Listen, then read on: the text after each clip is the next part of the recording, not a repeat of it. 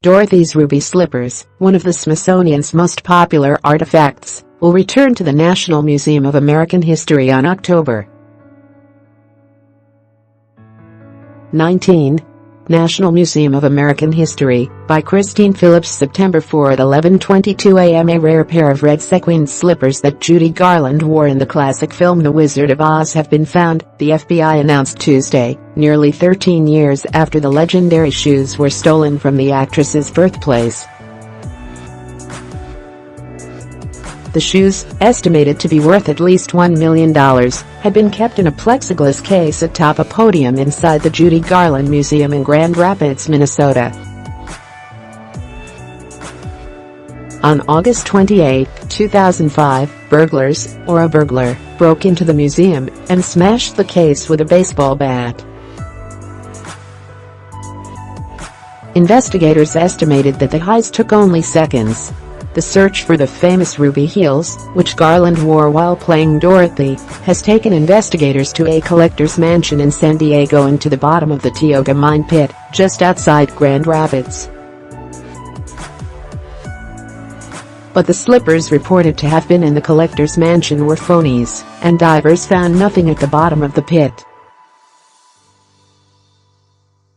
The FBI field office in Minneapolis has not said where or how the slippers were found. A news conference is scheduled for Tuesday afternoon. The museum didn't immediately return a call seeking comment. Several pairs of ruby slippers were made for the 1939 MGM film, and at least 4, including the stolen pair, are known to exist.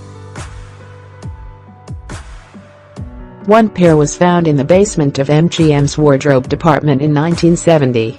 An anonymous buyer bought it at an auction for $15,000 and donated it to the Smithsonian in 1979. The pair was removed from display in April 2017 to be preserved. The Smithsonian raised nearly $350,000 through a Kickstarter campaign to pay for the shoes' restoration.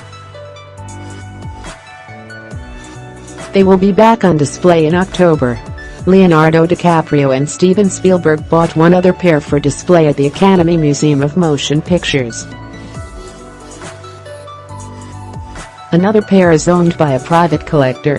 The once missing slippers are owned by collector Michael Shaw, who lent the slippers to the Judy Garland Museum every year. Museum officials wanted to keep the slippers in a safe every night, but Shaw didn't want other people touching the delicate artifact. So Shaw delivered the slippers himself and placed them in the plexiglass case. "We kicked ourselves in the butt for not putting them in the safe," John Miner, one of the museum's board members, told the Washington Post's Jessica Contrera in 2015. Of course, the owner was dumbfounded. And so were we. That year, a wealthy fan of the movie volunteered to give $1 million to the person who could help find the missing slippers.